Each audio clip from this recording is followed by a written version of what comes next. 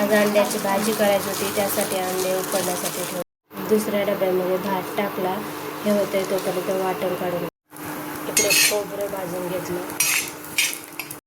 त्यानंतर हरभऱ्याची डाळ भाजून घेतली. त्यानंतर इकडे कांदा भाजून घेतला. नंतर याच्यामध्ये लसूण टाकला. आता हे बारीक वाटून घेतलं. नंतर सगळं वाटून घेतलं.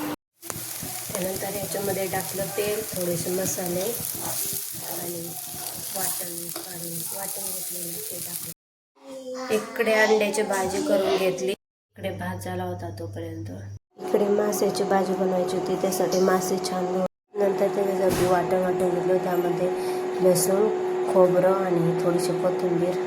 इकडे सगळे मसाले टाकले तेलामध्ये. नंतर त्याच्यामध्ये वाटण टाकून घेतलं.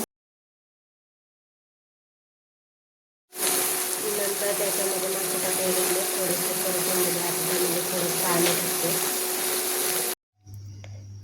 त्यानंतर भाकरी करून घेतल्या.